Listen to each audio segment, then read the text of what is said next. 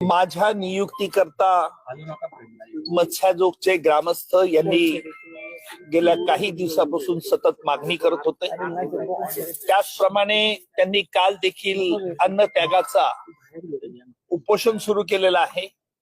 हे ऐकून मी खूप व्यथित झालो होतो आणि म्हणून मी काल माननीय मुख्यमंत्र्यांना या संदर्भात कळवलं की सदरचा खटला चालवण्यासाठी मी तयार आहे आणि त्याप्रमाणे त्यांनी तसे आदेश पारित केल्याचे आज मला कळलेले आहे।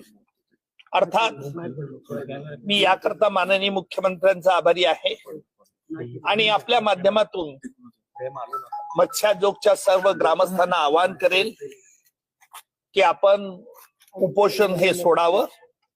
याला कारण असं आहे की या देशात कायदा आणि न्याय हे सर्वोच्च आहेत आणि त्यामुळे आपण असं कुठलंही कृत्य करू नये जेणेकरून आपल्या तब्येतीला याला हे त्रास होईल। आणि म्हणून मी आपल्या माध्यमातून त्यांना विनंती करेल की आपण उपोषण थांबवावं। या खटल्यातील तपास यंत्रणे ज्या वेळेला आरोपपत्र दाखल करतील त्याच्यानंतर आम्ही हा खटला तातडीने चालवण्यास घेऊ, एवढं मात्र मी आपल्याला आश्वासित करतो। सर, पण तुमच्या नियुक्तीवरून विरोधक आक्रमक करतायत, म्हणजे तुमचीच बॅट तुमचाच बॉल असं सरकार एक प्रकारे करते या प्रकरणात। खरं म्हणजे माझ्या नियुक्तीचे पडसाद राजकीय उमटतील याची मला यापूर्वीच कल्पना होती आणि माननीय मुख्यमंत्र्यांना देखील मी हे विशद केलं होतं। माननीय मुख्यमंत्र्यांनी त्यावेळेला मला स्पष्ट सांगितलं होतं की राजकारणात यापूर्वी देखील विरोधी पक्षाचे अनेक वकील राजकारणात होते आहेत।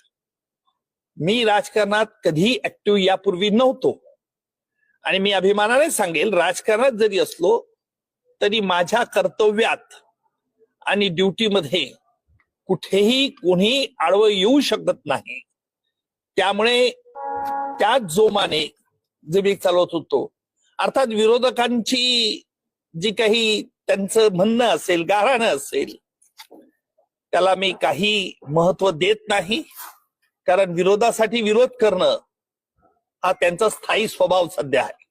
लवकरात लवकर संतोष देशमुख यांना न्याय मिळावा कुटुंबियांना, यासाठी कशा पद्धतीने ही लढाई आहे? अजून मी आरोपपत्रही पाहिजेलेलं नाही। आरोपपत्र दाखल झाल्यानंतरच या संदर्भात मला सविस्तरपणे बोलता येईल।